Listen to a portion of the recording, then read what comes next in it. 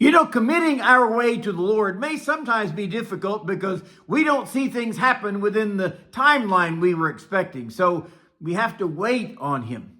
Good morning. This is Pastor Ernie Lewis of the Blue Point Church in Sisney, Illinois, with your thoughts for Thursday. The psalmist has called for trusting in the Lord. But in verses 5 and 6, he calls for a commitment of our total life and our journey to the Lord's guidance and His wisdom. You know, it may be easy to say we trust in God or to actually trust in the Lord until we don't get that answer to prayer that we've been waiting for, or that promise from God is not fulfilled in us. So the psalmist is reminding us that true faith will exhibit some patience in our lives. In Psalm 37 and verse 7, he says, "Rest in the Lord and wait patiently for Him. Do not fret because of him who prospers in the way, because of the man who brings wicked devices to pass. Cease from anger and forsake wrath. Do not fret. It only causes harm."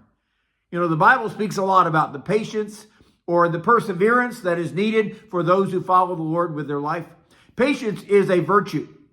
It may even be included in the fruit of the Spirit in Galatians chapter 5.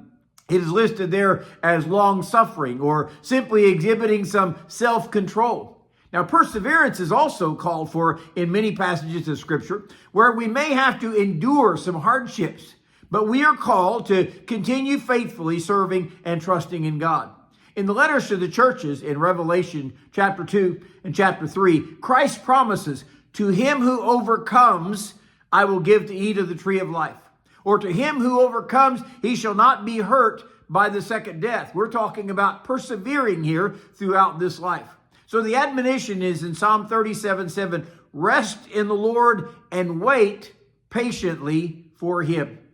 When Abraham was promised that his seed would be innumerable like the sand on the seashore or like the stars in the heaven, he believed God. But after many years of faith, he struggled. He gave up on the Lord, and he had a child by his wife's handmaid, which was not God's plan at all. But you see, he lost his patience. I wonder how difficult it had to be for Joseph in the Old Testament, who had dreams that he would rule over many, and yet when he tells his family, he finds himself sold into slavery by his brothers. Later, he's falsely accused by Potiphar's wife, and he's put into prison in Egypt. It just didn't seem like that's the way it was going to go. Yet in God's timing, He lifted him up to be the second man of the kingdom in Egypt, to save his family and the whole nation. Sometimes we lose our patience when God is actually working things out in His own timing. If we could just be patient, if we could wait for His will to be done on His timetable. He also says, "Do not fret because of him who prospers in his way, because of the man who brings wicked schemes to pass." You know, we will always see those who get involved in wicked schemes in this world. Sometimes they will prosper despite their dishonest dealings.